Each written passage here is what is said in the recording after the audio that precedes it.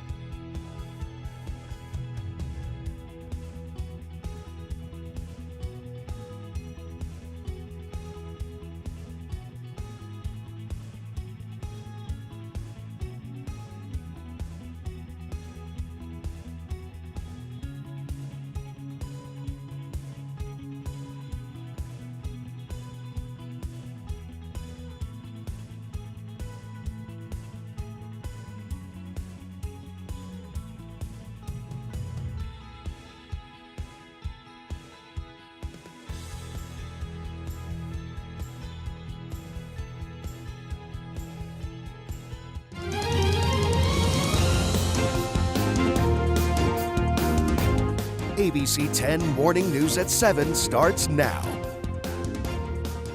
All right, thank you for joining us here on ABC 10 Plus. Glad you've decided to log in, subscribe, all that good stuff. For that, you get a check of the weather right now. We're going to go right to it at 7:01 because you're a subscriber.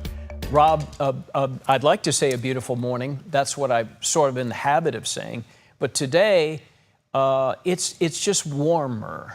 Yeah, it's not what we expect. Right. No Delta breeze. Yeah, the Delta breeze was actually mid to prove a point. But Walt, before we get into it, I want to just point out the elephant in the room. Right here, do you see this?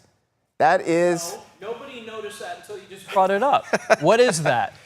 That is our lovely new puppy, Juno, who is a 49ers fan, but sometimes just a little bit too much. So she was up on the couch, gave me a nice big hug and a kiss, and just went like this. Wow. So anyway, if you're wondering what's going on with my face, it's sort of like Tommy Boy. It's not a problem here or here, just right in here. I got makeup for that. I got makeup for that. It seems like a good idea. It seems like I should know about this stuff being on TV. But anyway, I digress. So that's what's going on there. To your point, it's been a warmer morning for us. And what we've got here is a nice clear day. The clouds were really impressive yesterday. It looked like something was going to change, but that was not the case. So we've got widespread mid-90s today. We're going to be close to 100, if not getting there tomorrow. Next week, the headline is that it's cooler, but it's going to take a long time. In fact, I'm not expecting noticeable cooling until maybe the middle to the end of next week. But then numbers-wise, we're going back to the upper 80s by Friday, maybe even Saturday as well of next week. It's not going to be this week, though. We've got just a little bit of time left on this week's clock, and we're going to start off with a little wind and warmer temperatures in the 60s. This is what pushed through yesterday. Again, it looked really cool, but it didn't have anything to it. So it was visually impressive, but overall, it was another dry day, even for the Sierra. We've got a little bit of a Delta breeze tonight, but it's very much a weak one, so it's not going to do that much for us. But it'll cool us slightly compared to last night. Last night around sunset, 88. Tonight around 85. You may notice that, you may not. The reality, though, is that it's going to be a hot day with highs in the mid-90s, which is above average but far from the records. And we're going to be retaining the 80s well until sunset, probably an hour or so afterward as well.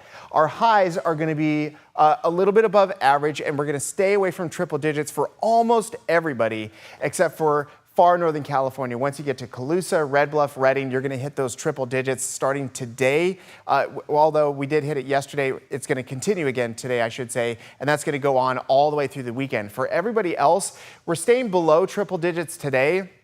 But even though you see 98 on the screen there, that's for essentially the Sacramento metro area. Once you get to the edges of the suburbs on the east side of the valley, north of Sacramento, south of Sacramento, south of Stockton, once you get to Modesto, Tracy, Turlock, Manteca, Livingston, some of those spots are going to be looking at squarely triple digits plus for at least a couple days, but not deep into the triple digits. 100, 101 or so, that's going to be on Friday through the weekend. There's the beginning of the cooling trend, and the next time I talk to you, I'll show you the 10-day forecast, which does include some 80s.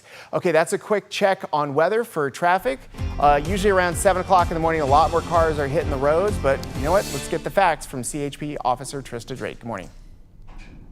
Good morning. This is about the time that things start to pick up a little bit, but we are still looking really good overall. I checked in all of our cameras. Really no calls for service pending here in Sacramento. The only slowdown I really see is westbound 50 coming in through West Sacramento, but again, that's not even that bad. It's a lot better than we've seen every other day this week, so nice and easy commute. Everything pretty much moving in the green. Starting to see a little bit of traffic through our majors, specifically 50 and 99, but nothing big happening. So again, good news if you're making a commute here in Sacramento. Stockton looking fantastic. We do have a crash on Highway 26 near Jacktone Road towards the Modesto region. It's a big rig involved there, and all lanes are currently blocked. So if Highway 26 is part of your commute this morning, you're going to need to find a way around that crash there. We'll keep you posted on that. And Tracy Triangle, just that normal slowdown over the Ultimate Pass, and westbound 580 at Corral Hollow Road. We do have reports of a hit-and-run crash there, one vehicle off to the right shoulder.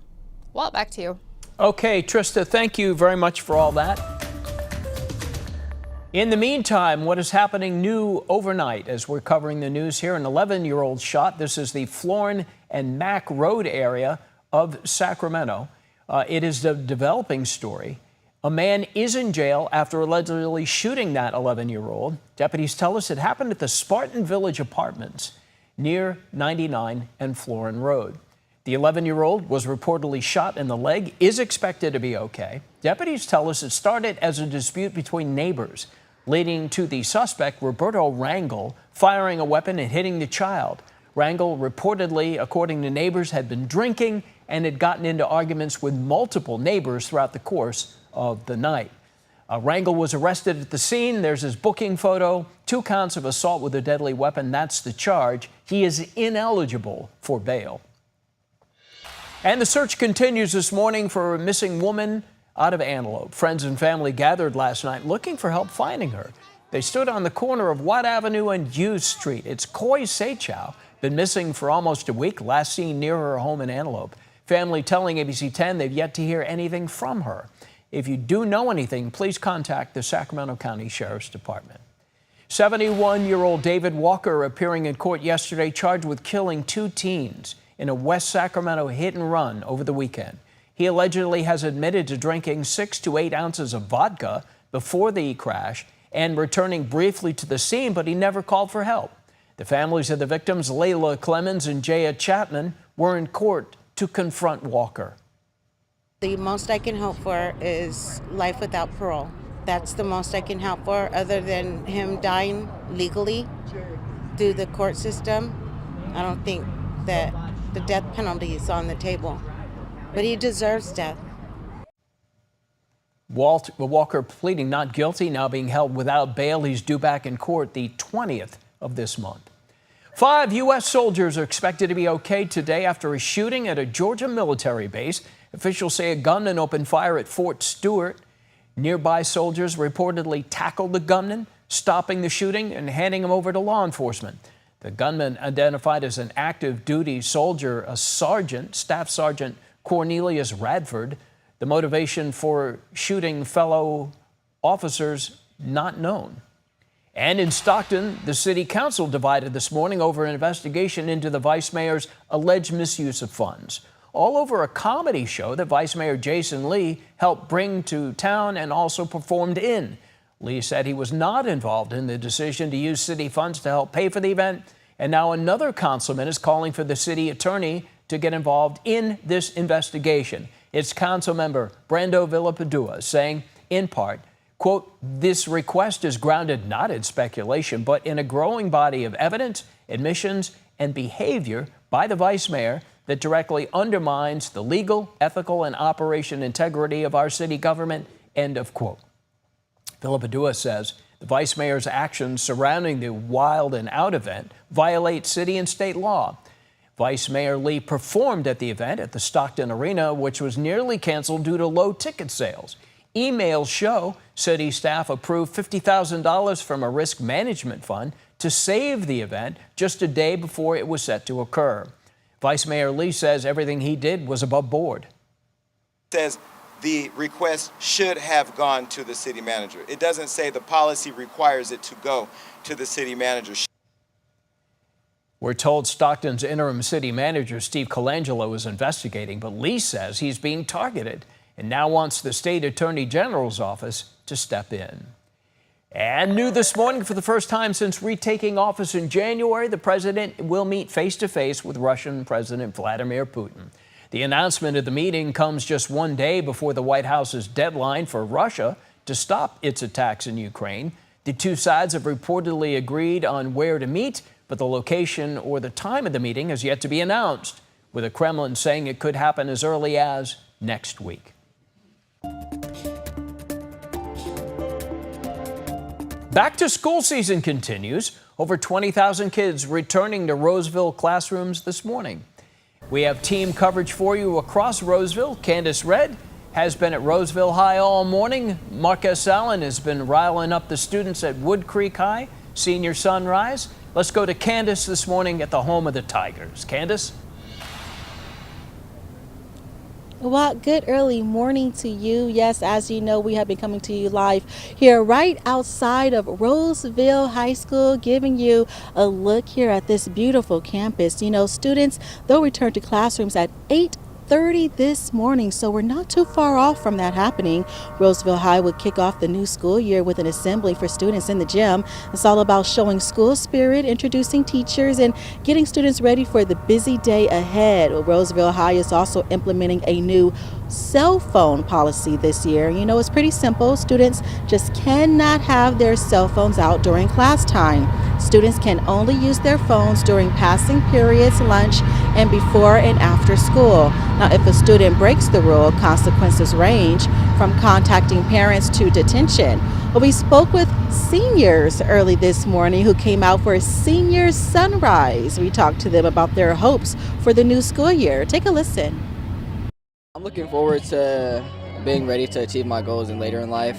I'm looking forward to just building a start, because this is really the start of something new. I mean, it's the end of something and the start of nothing else. So I'm just looking to have a good year. You know, I'm taking hard classes, but it's only just to better myself later.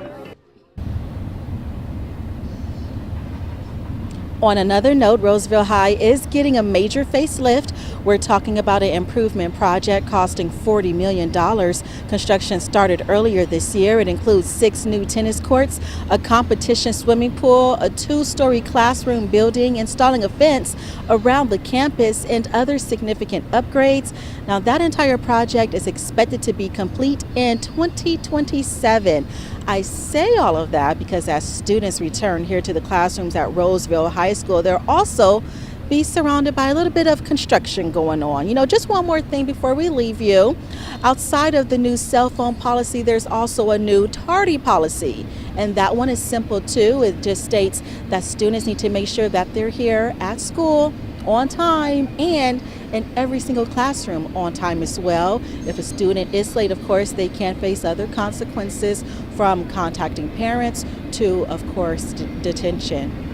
That's the latest here at Roseville High School. Live in Roseville, Candace Red, ABC 10. Candace, I'm sensing a train going by, so I want to add this, and I kind of got checked on this by Sac City about the cell phone policy. They told me for them, their cell phone policy has been in place for a couple of years. This year, they're going to start to enforce it. So I'm not sure that it's that way in Roseville, maybe different in other places. But they checked me and said, it's been here for a while, we're just going to clamp down. So there you go. Don't jump on that train, I did speak with the school principal, and she told me, I did speak with the school principal, Walt, and she told me that as it relates to the cell phone policy, that actually is new for this school across all the classrooms and for all the students. Now, last year, that cell phone policy was not in place, and it really was on a case-by-case term as it relates to whatever the teachers for each class wanted to do. Yeah. All right, Candace Red, we thank you for that clarification, and good luck to all school districts in trying to enforce this one. It's going to be tough. All right, today also first day of school for about 22,000 kids in Folsom Cordova Unified.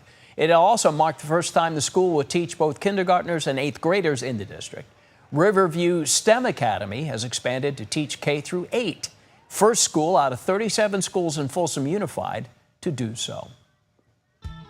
Coming up here on ABC 10 Morning News, a plan to change California's voting lines, getting more pushback this morning. We'll talk about that. Marquez Allen is nearby at Wood Creek High School. Yeah, good morning to you. Those Timberwolves, they have spirit. Home of the Timberwolves, Wood Creek High School, Roseville. On the other side of that fence, on that field, spirit going crazy for the next year. We'll meet the seniors and find out what the future has as ABC 10 Morning News continues.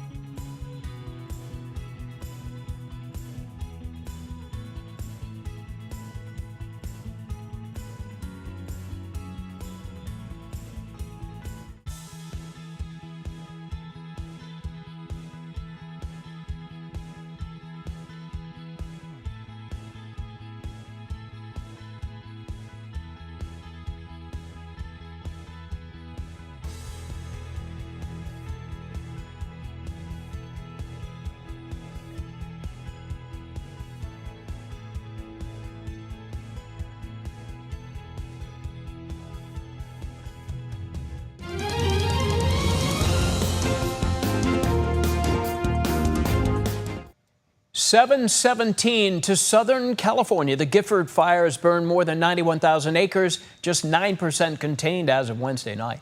Evacuation orders have expanded into San Luis Obispo County. You're looking at an overnight time lapse of the fire spreading north. Highway 166 remains closed between Highway 101 and that fire is burning actively on both sides of that highway. More active spread on the south side. Gifford fire now being named the largest blaze in California so far this year. Fires in Los Angeles may have killed hundreds of people. Officially, the Palisades and Eaton fires are blamed for at least 30 deaths. But a study published in the Journal of the American Medical Association says the number is likely much higher. Researchers are pinning 410 additional deaths from January 5th through February 1st on those fires, likely caused by things like exposure to poor air quality and healthcare delays. One of the study's authors is a mortality demographer who has actually looked into true mortality of COVID-19 during the pandemic. California leaders, community advocates reacting this morning to new video here showing a Border Patrol raid at a Home Depot parking lot in Los Angeles. In that video, agents have been hiding in the back of a Penske truck and then jumped out, detaining more than a dozen people. The operation, dubbed Trojan Horse, has sparked backlash from city and state leaders who say it violates a court order preventing further raids like that. The Department of Homeland Security says it arrested 16 undocumented immigrants from Mexico and Central America. Critics claim the raid was illegal because of a decision last week by an appeals court, which upheld a temporary restraining order against indiscriminate immigration stops and arrests in Southern California cities. The court order doesn't say we cannot conduct operations out of a Penske truck or at a Home Depot. It says we have to have reasonable suspicion. Border Patrol does not need a warrant to conduct detentions. They do not. So when people yell out warrants, this is just nonsense. They don't even need probable cause. So what his description of federal law, I would say, is lawlessness. Issued a statement saying it strictly prohibits the transportation of people in cargo areas of trucks like this, and confirmed it had not authorized this Penske truck to be used in that type of an operation. In the meantime, Governor Newsom continuing his calls for redistricting in California, depending on what Texas does. Monica Madden has more from California leaders who say Newsom's plan is not a solid strategy. Politicians are not choosing their voters, but voters are choosing who they want to be in community with. Helen Hutchison with the League of Women Voters is a champion of California's citizen-led redistricting process. We have the gold standard for independent redistricting. But the Golden State might temporarily change those standards amid a brewing battle with Texas over the balance of power in Congress. But the ultimate determination will be by the people of the state of California. We will offer them the opportunity to make judgment for themselves. Again, only if Texas moves forward. California congressional Democrats are working on draft maps that would draw 5 Republicans out of their seats, matching the proposal in Texas to draw out 5 Democrats. The state legislature will likely soon work and vote on those maps that Newsom says could be decided by voters in a November special election. We would maintain the framework of the Independent Redistricting Commission that I support, that I believe in. We would just allow for this mid-census redistricting to occur just for congressional maps in 26, 28, and 30. That's our concern, is that once you say we're going to make an exception, even if they say it's only one time, it sets a precedent. Hutchison's group, part of a petition to the governor to stand down, with more than a dozen signatures from community and business leaders. We would oppose that and work hard to try to persuade voters to turn it down. And Republican powerhouses like former Governor Arnold Schwarzenegger and mega donor Charles Munger Jr. also eyeing an opposition campaign. gain. But some say the ends justify the means, including powerhouse labor union SEIU endorsing Newsom's plan in a statement, saying, quote, "We will not sit by silently while extremists manipulate elections, disenfranchise the majority of voters, and destroy our checks and balances." And there's also the issue of cost. California spent about $200 million in the last statewide special election in 2021. Monica Madden on the story. Coming up, we'll have a look at the top stories we're following to help get you out the door.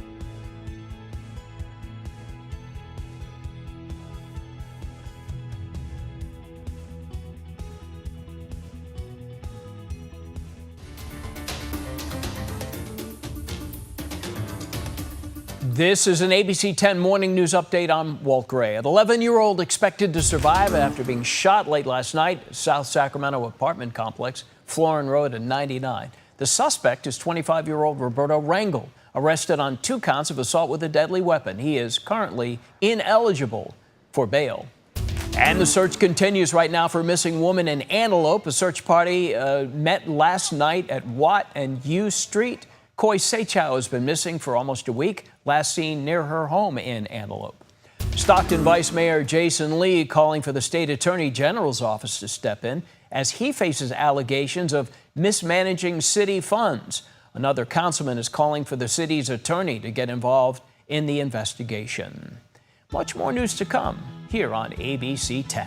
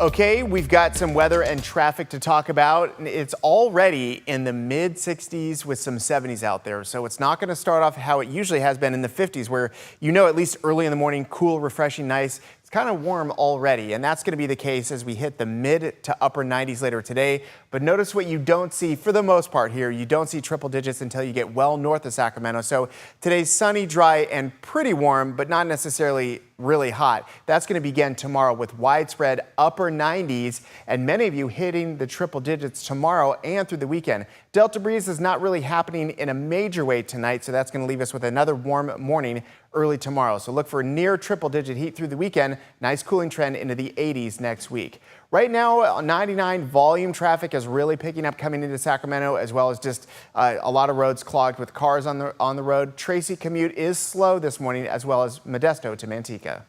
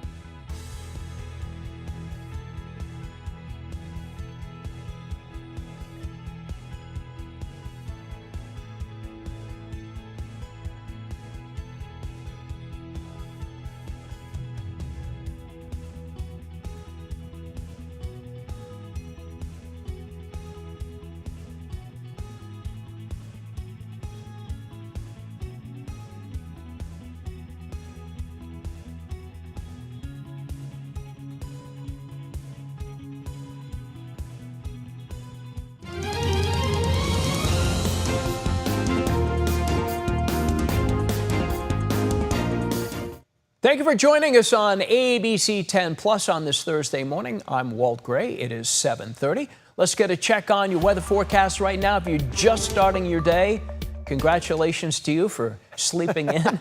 That's awesome. Wish we could. But Rob, obviously, it's not as refreshingly cool this morning. And for all the people sleeping in, there's somebody else who was up on time just glaring at them right now. Oh, yeah, right. Nice of you to join us. So what we've got here is a warm forecast. This is somewhat new to us because we lived in an alternate universe with highs in the 80s for most of July. It was just fantastic. But this is going to be a hot summer forecast. There's just no way around it. The good news, though, is that once we get into next week, we're going to be moving into the low 90s and even the 80s, maybe just in time for next weekend. So the long-range forecast is a good one. So overall, we didn't see too many changes yesterday. It was a one-day bump up in temperatures. Everybody noticed that, and a warm evening. But we also had this band of clouds pushing through. This really did look like all of a sudden things were going to change. Usually when you see off in the distance a very organized band of clouds, it tends to be the front edge of some cooler weather. Usually you get some wind, some cooler weather. Higher elevations can result in some rain, but it was just clouds. That was really it. So it looked cool, but that was all she wrote. We are still in this dry, settled pattern with a warming trend on in the middle of it. And we've got lots of time left on the clock. I think a lot of people are surprised that we've got 46 days until the first day of fall, because when you start to move into this time in August, you're losing daylight, kids are going back to school. There's just a lot of things in the calendar that says, okay, now we're in a different place. But weather-wise and, climate-wise, folks, we got a lot of time where it could still be hot around here. And even on the first day of fall, the average high is 87 degrees.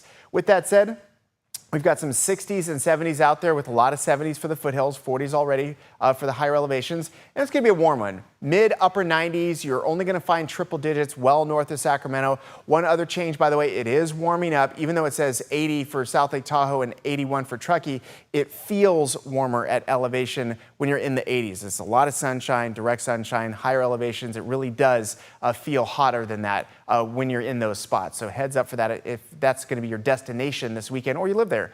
Okay, we've got mid 90s for highs today. It's going to be a warm one. Like I mentioned, we just lose a lot of daylight in August. Right after the summer solstice, I will say, okay, after June 20th, we're going to start to lose some daylight, but it's like a second or two per day. It's about now when you really start to notice it. It's 2 minutes less of daylight per day. One less in the morning, one less in the evening. We're now nearly 1 hour of lost daylight from the summer solstice on June 20th.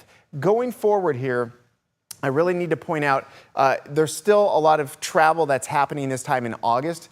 It's going to be hot in the valley, obviously, now through the weekend. So if you're going to be spending time in the mountains, one thing you don't have to worry about, which you did last week, was showers, thunderstorms, lightning, hail, all of that. It's been very quiet recently, and that should extend through the weekend for all elevations. Highs near triple digits starting tomorrow through the weekend. Some of you are going to get there, but a nice long-range cooling trend getting us back to the upper 80s by next weekend. So we're going to have to wait a while, but at least it's in the 10-day forecast. Okay, that's an updated forecast for weather. Let's go ahead now and talk about traffic with CHP Officer Trista Drake. Good morning to you.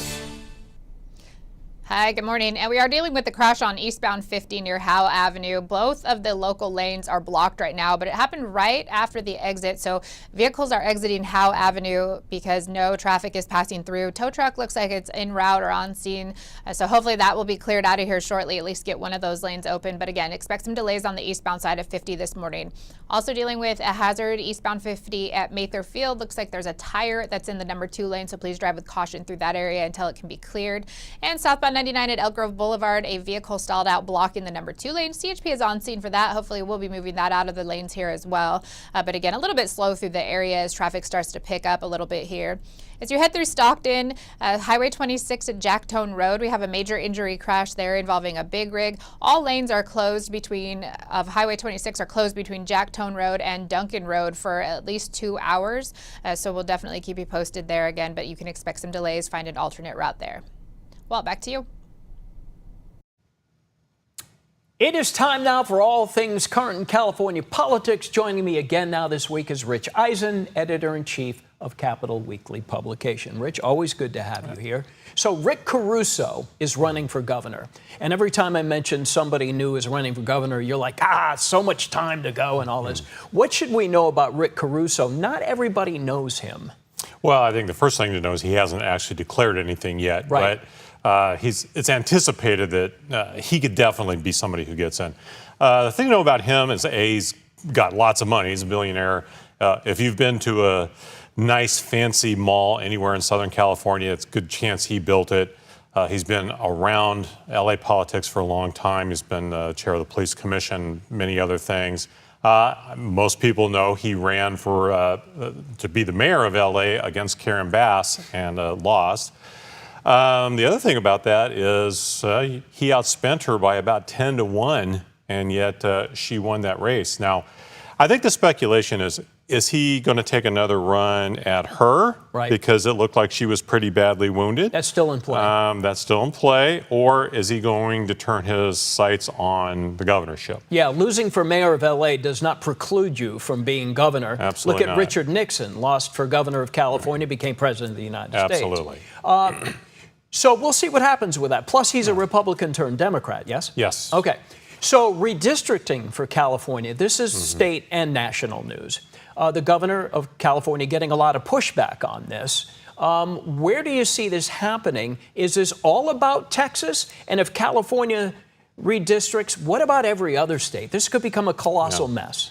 It could become a colossal mess. We're also not the only state thinking about it. I mean, Kathy Hochul, the governor of New York, has been very adamant. The same thing, J.B. Spritzer in Illinois.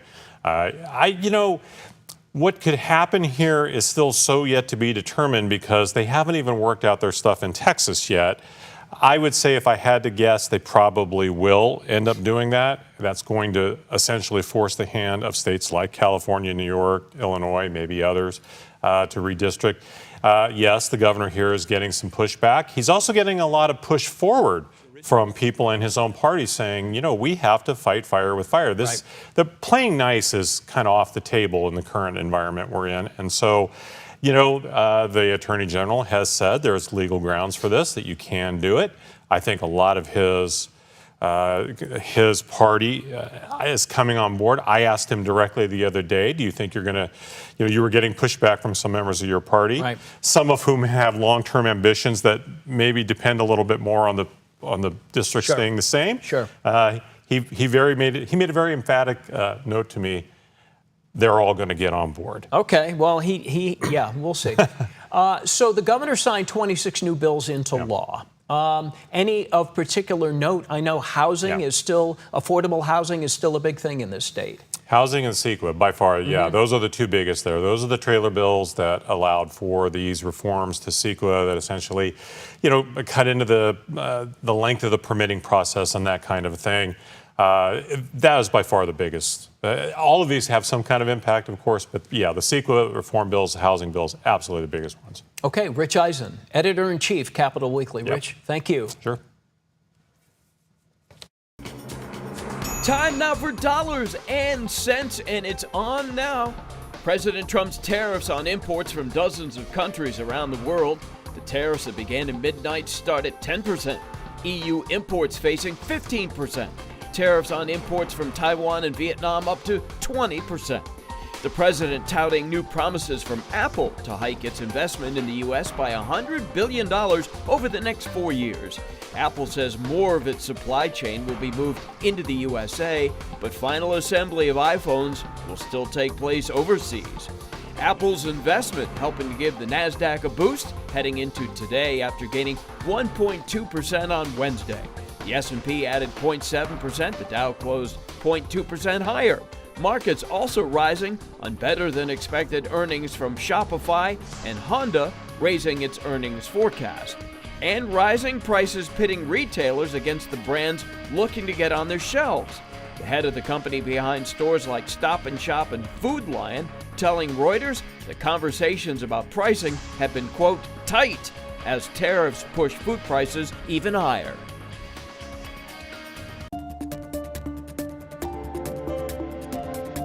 Happening today, people in the greater Sacramento area set to meet about a potential annexation plan concerning a proposal calling for the city to take over nearly 500 acres of farmland between the airport and Natomas. Supporters of that proposal say the land could be transformed into a hub for warehouses, hotels, restaurants. Critics argue the area is not suited for industrial use. The vice mayor, Karina Talamantes, will host a meeting tonight at the Westlake Clubhouse to hear from the community. The meeting is scheduled to happen 6:30 p.m. And a 3-year-long legal battle between the city of Sacramento and homeless advocates has ended. The Sacramento Homeless Union filed a lawsuit in 2022 saying it was illegal for the city to clear out homeless encampments in extreme heat. Yesterday, the union announced the lawsuit has been dismissed without prejudice, meaning they can refile in the future.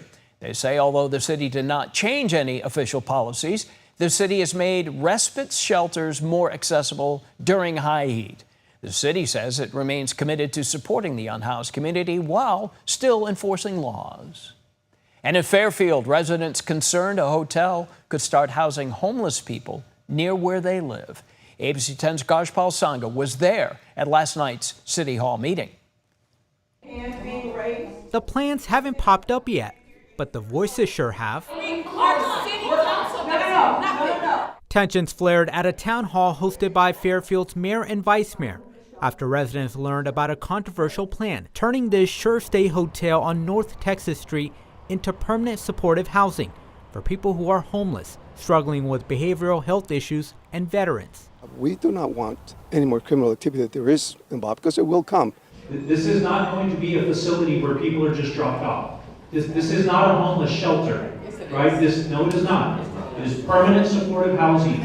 The idea is to provide long-term stable homes to help those struggling. The city council this week approved a zoning change for this hotel, but if the proposed project ever wants to go through, it still needs state funding and more approvals from the city. A lot of people have jumped to conclusions about what it's going to look like with absolutely no information and no details, which we found out tonight there really aren't the details yet. Vicki Good backs converting the old hotel into apartments, but isn't sold on the current version. But at this time, I just can't see it happening and have it be the situation that's best for our city. Danco Group is looking to bring the idea to life and declined to speak with ABC 10 at this time, but during the meeting said the location checked key requirements. The issue about whether sex offenders would stay at the place was a key concern for many. While they weren't able to give a clear answer, the city manager tells ABC 10 it likely won't accept violent offenders. My home is my only investment. My question is, are you going to believe research and facts, or are you going to believe fear-mongering? Reporting in Fairfield, Gajpal Sangha, ABC 10. And this morning, health officials seeking out people who may have caught tuberculosis at Cache Creek Casino in Yolo County. A case of the bacterial infection was spotted at the venue recently. Health officials and the casino are now contact tracing to notify anyone who may have had extended exposure. Guests with health concerns are being urged to contact a doctor, especially those with weakened immune systems or underlying conditions. In the meantime, in Tahoe, California and Nevada lawmakers came together and they were joined by a former Avenger yesterday at the Environmental Summit, the annual gathering. Actor and Modesto native Jeremy Renner helped open the summit, urging lawmakers to protect the region right behind him. The event brings Democrats and Republicans together to work on plans on how to accomplish that goal. While the event does promote collaborations from both sides of the aisle, U.S. Democratic Senator Adam Schiff says that's not the case in Congress and with the current presidential administration. Urging that the administration consider federally funding certain projects here under legislation designed to identify particular important efforts at conservation, preservation, recreation. Nevada's governor also reaffirming state funding for forest health and lake clarity. The event honors the legacy of the late Senator Dianne Feinstein, who was a longtime advocate for Lake Tahoe. On to Citrus Heights, hoping to create a more secure water future. The Water District held a groundbreaking for 2 new groundwater wells yesterday. They'll be the first to use aquifer storage and recovery, meaning the wells will be able to put water back in, taking rain and heavy river flows, and inject the water back underground for use during drier times and drought. We know that less snow is coming down. It's coming down as rain. So in those wet months, we can actually take that water so it doesn't run out to the ocean, pump it underground, store it there, and then it'll be there when we need it in the dry summer months. The project being funded by more than $6 million in federal grants and state and local funding. Coming up on ABC 10 Morning News, the UC Davis football Aggies are practicing and getting ready. How they're hoping to capitalize on the success they had a year ago. Marcus Allen at Wood Creek. Yeah, thanks a lot. We were at Wood Creek. Hey, show some spirit!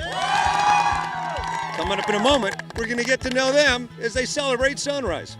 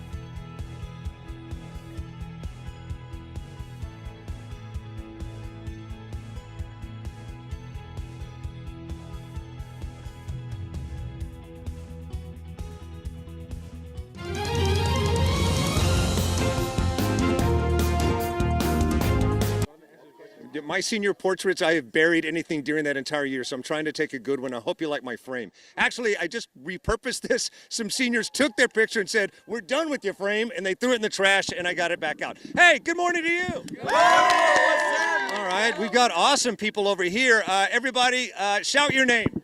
Donovan. That's my favorite name. All right, so what makes Wood Creek so awesome? Wood Creek's so awesome because all the people, all my friends, our sports are really good, especially our football team this year. What's happening at Wood Creek Pop? It's out there. You know Wood Creek football. Hi, Miss. What's your name? Charlotte. All right, so what are you looking forward to this year? What do you hope to accomplish? Just staying focused, getting good grades, and making it through senior year. So when we talk to you, like, where's the world at going into your senior year? You think we're okay? How are you feeling? Or how are you going to make the world a better place? I feel like I'm going to make a world a better place by being kind. Obviously, me and my friends, we're all really good people, so we're out here making the world freaking awesome. I asked you a loaded question, and I had no idea where you were going to go, but the fact that you led with kindness, that's what I'm talking about. Look, all of these people are taking their pictures over there. They're trying to make their very first senior year moments happen. But I said, hey, all the awesome people, come over here to find out who would just walk over here. So all of you are indeed awesome. Yeah! All right. Hey, come over here, you. So so how does it feel to be going into your senior year gray? Oh my gosh, definitely have the gray going with these great kids, man, absolutely. This is Josh. Josh owns the Chick-fil-A on Arden Way, a county away from here. Josh, you started at 18 years old and then own your own Chick-fil-A. What advice do you give to them? Take every opportunity seriously. You never know what's going to lead to your career, absolutely. When you were a senior in high school, did you ever think you'd go on to own the place you were working at? You know, I mean, it was just a dream to be able to come in and do it, and so working hard really paid off, absolutely. With Chick-fil-A, ended up being able to become the owner there, so awesome. Can't complain. Chick-fil-A Arden Way, and want to shout out Chick-fil-A here in Roseville. They couldn't be here in person, so say, aw. Aww. So instead, they sent you guys Chick-fil-A! Look, we don't want a dog pile, but I guess we can go ahead and start doling that out. Over here, sir. I'll get you your Chick-fil-A. What's your name, though? Daniel Morton. I noticed that you were fading back in the pack, so you didn't want to be on TV, but I'm making you be on TV. So right now, I want you to thank your mom and dad for all they've done. Thank you, Mom and Dad. Shout out the name. And what did he say? Shout out the name. Say their name. Felicia Morton and Dan Morton. Yeah. You should be a TV producer. Oh, yeah. Thank you. All right, so I think we've said it all. We've done it all. Wood Creek High School, are you feeling it? Yeah. All right. They are seniors, and there is your sunrise. And back to you. Allen hitting all the notes, and Wood Creek's got their first football game against Jesuit. That's going to be a good one. All right, now to baseball. The Giants just won their first series in over 2 weeks. That came against the Pittsburgh Pirates, who've struggled all year. Teams were tied into the ninth. The Giants pull ahead with an RBI from Dominic Smith. Giants now have a winning record again. They'll be back in the Bay tomorrow, hosting the Nationals. Meantime, the A's continue their series against the Nationals. Turlock natives Tyler Soderstrom getting a home run, top of the sixth. That ended up being the A's only run of the game. They lose 2-1. They'll play again this morning at 9 a.m. our time. That's the series finale. College football, UC Davis Aggies hoping to follow up on a really good season last year. ABC10's Kevin John is at training camp with them. Every day, man, we should be trying to seek joy in what we're doing and find joy in the little details, find joy in the meetings, find joy in the practice. That's just what we do here. Finding joy can also come in the form of doing the air guitar at practice. In just his first year as the head football coach, Tim Plow led Davis to 11 wins and a postseason run. We have high expectations, but you know, I've said a couple times, no one has higher expectations for us than us. You know, we want to do great things here. We want to win the Big Sky. We want to put ourselves in a position to be playing at the end of the year in January. It also helps when you return quite a few studs, including someone who's been named a preseason All-American and the Big Sky preseason Defensive Player of the Year, Mr. Rex Connors. It's nice to have the pressure, you know, because it kind of keeps you going forward. You can't take days off. You know, you can't just go through the motions out here. You got to come out here ready to get better every play, every rep. It matters. And for junior receiver Sam Batu, he's feeling optimistic about what they have to offer on the offensive side of the ball. Yeah, I'm very confident. I think it's going to be a new dynamic to the offense. A lot of new guys that, haven't been in the shadow. One of the biggest storylines during camp is who exactly will be throwing the ball to Batu come the regular season. Will it be Caden Pinnock or Grant Harper? The quarterback battle continues. They both have come out in fall and played really well. They've both upped their game. I think it's a really close competition, and that's a positive. One thing's for sure, it will be a fun time in Shredville this fall. It's going to be exciting. You guys make it an exciting atmosphere. Be loud, bring the energy, and we'll be out here performing on the field. All right, thank you, Kevin. John, they got to find a way to replace Lon Larison, involved in almost every offensive play last year. Top stories coming up, plus another look at your weather and traffic right here.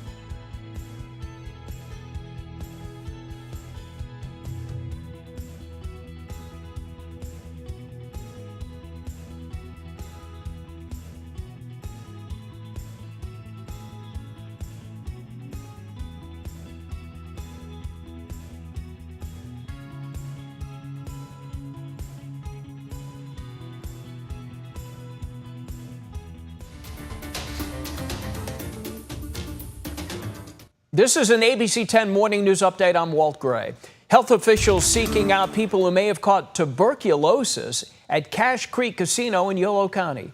A case of the bacterial infection was detected at the venue recently. Guests with health concerns are being urged to contact a doctor. A proposal for Sacramento to take over nearly 500 acres of farmland between the airport and Natomas will be debated today at a community meeting. Supporters of that proposal say the land could boost the local economy. Critics say the area is not suited for development. Students across Roseville, Folsom, and Rancho Cordova are headed to school this morning. Seniors already there. Districts in each of the cities have ended summer break, bringing school back with some new buildings and stricter rules when it comes to cell phone use during the school day. Rob? Okay, our forecast is a pretty simple one. It's going to be hot, just like it was yesterday, but we're not in extreme heat category. So at least we got that going for us, right? It's already kind of warm in the 60s and 70s. This morning is starting off differently because usually we'll have a hot day and then we cool into the 50s, but that's not the case. It was in the mid-90s yesterday, 60s this morning, mid-90s again. What you're not seeing here, though, is triple digits. I think that's very much going to change by tomorrow, where we're going to see a few places in the upper 90s, but many places right around 100 on the nose, and that's going to continue through this upcoming weekend. We've got a slight delta breeze, which is helpful in one way, is that it keeps the extreme fire conditions away, but we're going to have obviously baseline fire conditions. Vegetation's dry, it's going to be hot, and that's just going to be ongoing here until we get rain, which is not going to happen obviously for the next 10 days. But what is going to happen is some nice cooling next weekend back to the upper 80s.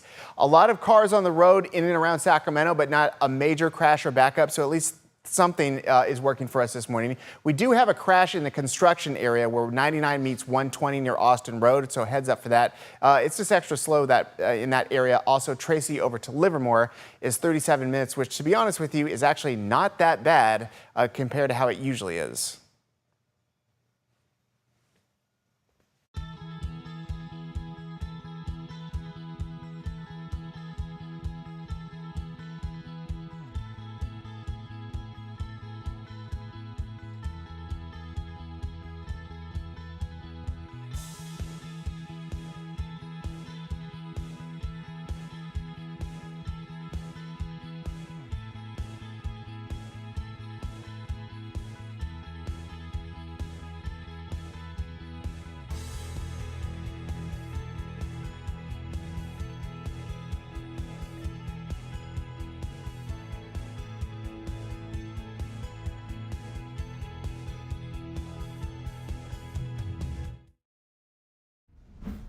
All right, here's what's coming up in 1 minute. In the news now, from how to save on school supplies to student vaccinations and readjusting to routines. A back-to-school guide for families.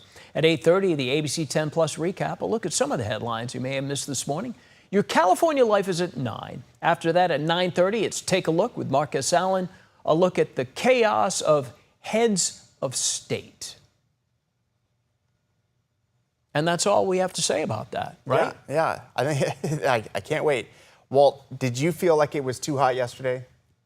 It was a little, but I don't, you know me, I'm like not drama. I've done all the complaining of my life and learned from perspective. Nobody cares, right? And that includes here at work. Nobody cares what I have to say here at work. Nobody, from top to bottom. And I'm not going to say who bottom is. I'm sorry, I wasn't listening. All Were you right. saying something? Have a good day.